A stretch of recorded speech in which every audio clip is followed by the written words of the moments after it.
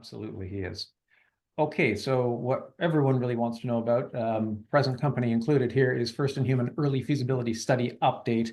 Where are we with that? Where is it? When is it going to happen? What are we doing there? This slide is a repeat from the last webinar. I'll warn you of that in advance. But suffice to say, we are with Ethics Committee now and awaiting comments from them back. That is the necessary critical step required before we can then kick off with enrollment and as I talked about earlier, first dosing. Still aiming to do that early summer. June is the objective here. Still think we're tracking towards that, and so that's why we're just increasingly excited as here we are around May 15th and see that this is in our future, in the very, very near future.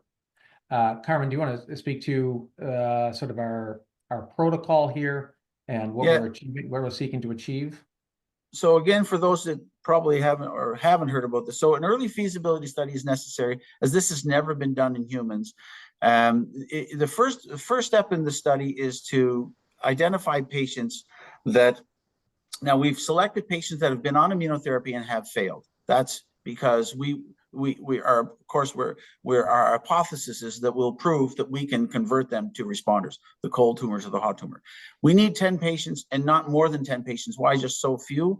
Because really the feasibility study is to demonstrate that we can do this safely, effectively, and efficiently to patients. So we need to know that this isn't an onerous, painful, unacceptably toxic therapy that would shut it down.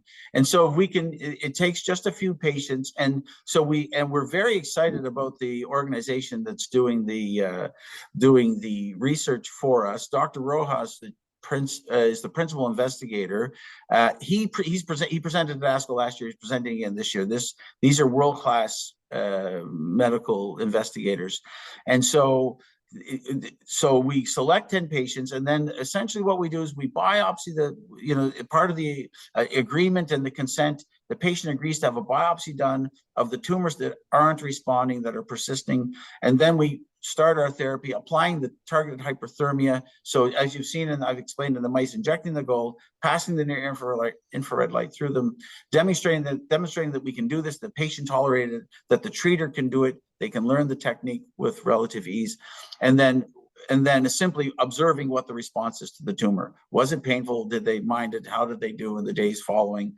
What their impression of it was, and then we repeat the event. We re-inject and we retreat, and on day 8. That's the 2 therapies. Our research has shown us that 2 therapies is optimal, and then we follow them.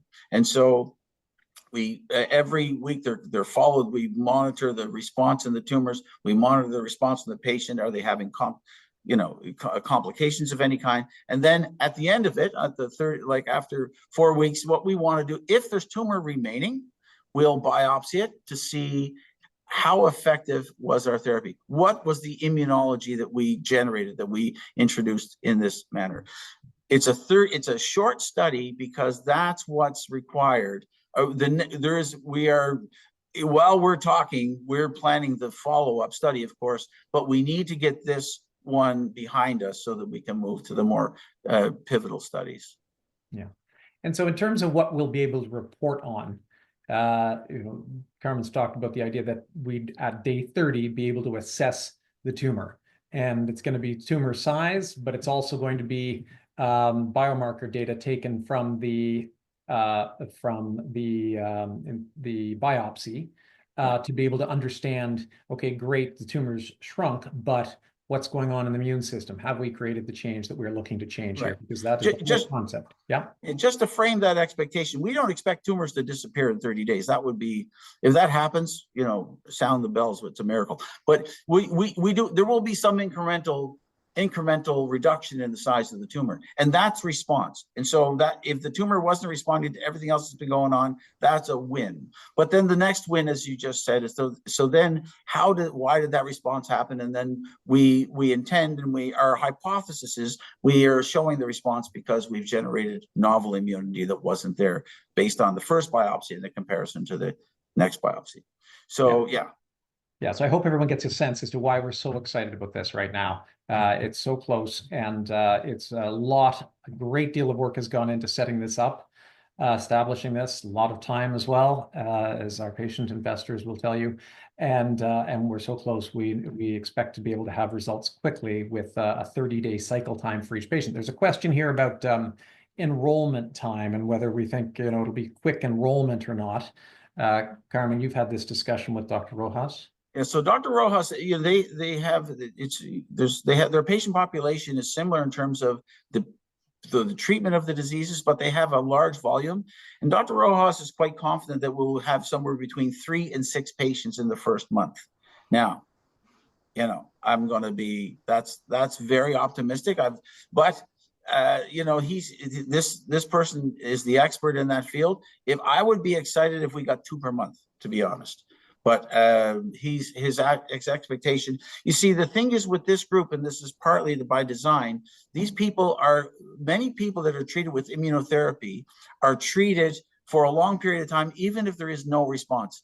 So some of the patients are going to be patients where the tumors have stalled. They're not growing, they're not shrinking. And so this is a cold tumor, but it's a stalled response. And so that's an optimal patient to see if we can reinvigorate that process. And then the other people, of course, are going to be people who are growing through their treatment.